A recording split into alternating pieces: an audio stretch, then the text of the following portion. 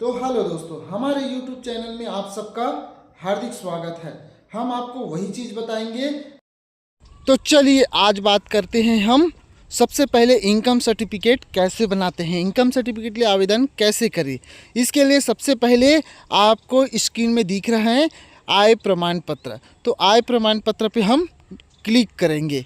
जैसे ही आय प्रमाण पत्र क्लिक करोगे एक पेज खुलकर आ जाएगा।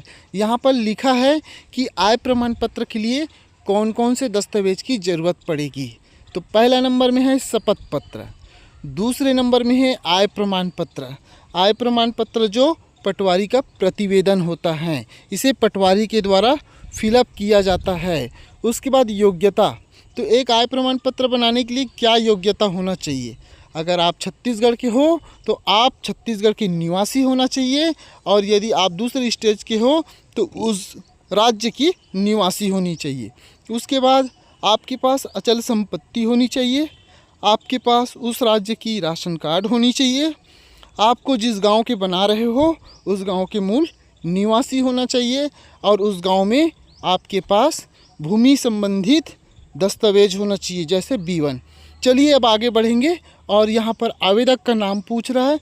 तो हम जिस व्यक्ति के नाम से पटवारी प्रतिवेदन भरा है उसमें आवेदक का नाम लिख देते हैं, और दूसरे नंबर में उस व्यक्ति का मोबाइल नंबर इंटर कर देते हैं। तीसरा नंबर चेक बॉक्स को क्लिक कर देते हैं, फिर ईमेल आईडी को फिलअप कर देते हैं, फिर उस व्यक्ति के उस गांव का नाम अंकित कर देते हैं। फिर चेक बॉक्स क्लिक करेंगे तो जिला, उप तहसील और राजस्व का चयन करके आगे बढ़े पे क्लिक करेंगे। उसके बाद लिंक पूछ रहा है, तो किस व्यक्ति का बना रहे हैं आय प्रमाण पत्र, उस व्यक्ति का लिंक यहाँ पर करेंगे। महिला है तो महिला, पुरुष है तो पुरुष, और उसकी आयु इंटर करेंगे। फिर अभिभावक के प्रकार, मतलब आवेदक के पिता का नाम यहाँ पर अंकित करेंगे। लोग अक्सर यहीं पर सबसे ज़्यादा गलती करते हैं, उसका नाम अंकित कर देते हैं।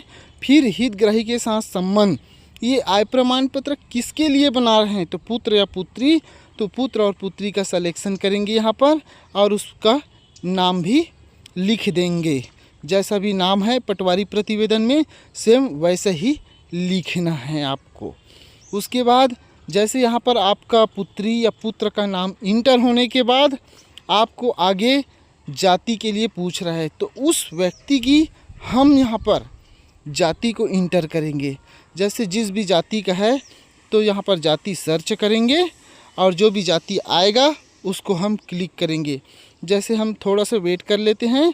अब उसके बाद आ जाते हैं यहाँ पर जाति पे। जाति पे जैसे कोई भी जाति हो, जिस भी जाति हो उसकी जाति को लिखना है, और सर्च पे क्लिक करेंगे तो ये हमारी जाति आ गया।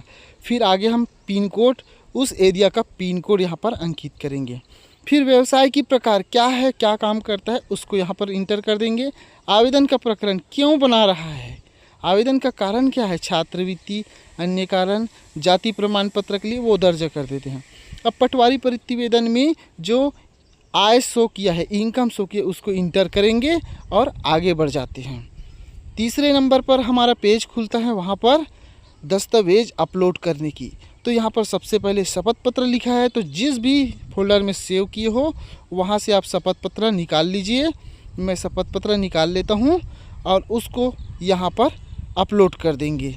पहला नंबर पे पहला शपथ पत्र, ये आपको क्लिक करके दिखा देते हैं। तो पहला नंबर में शपथ पत्र, और दूसरे नंबर में हमारा पटवारी द्वारा जारी आय। तो यहाँ पर दोनों को अपलोड करेंगे। ये अपलोड हो गया, ये तीसरा भी अपलोड हो गया। यहाँ पर आगे बढ़ते हैं। जैसे ही आगे बढ़ोगे हमारा दस्तावेज का प्रीव्यू दिखा देता है, क्या क्या है आपका डिटेल। तो उस डिटेल को देख सकते हो, आप देखना चाहते हो, और क्या क्या अपलोड किए हो उसको भी देख सकते हो, अपलोड हुआ है कि नहीं, और इस पर देखेंगे। फिर यहाँ पर कोई भी प्रकार की गलत करोगे तो यहाँ पर आपका दिखा है, तो इसको चेक बॉक्स को हम ऊपर में पढ़ सकते हैं कि अगर कोई भी गलत पाए जाने पर आपके ऊपर कार्रवाई हो सकती है। तो ये क्लिक कर कर आप इसको जमा कर दीजिए। जैसे ही इसको आप जमा करोगे आपको पेमेंट कटेगा। कुछ जो चीफ्स ऑफिस के लिए पेमेंट निर्धारित किया गया है वो पेमेंट यहाँ पर कट जाएगा। आप CSC के माध्यम से काटोगे तो CSC, और वॉलेट के माध्यम से काटते हो तो वॉलेट के माध्यम से भी ये पेमेंट कट जाता है और लास्ट में ये रिसीव हमारा निकल चुका है।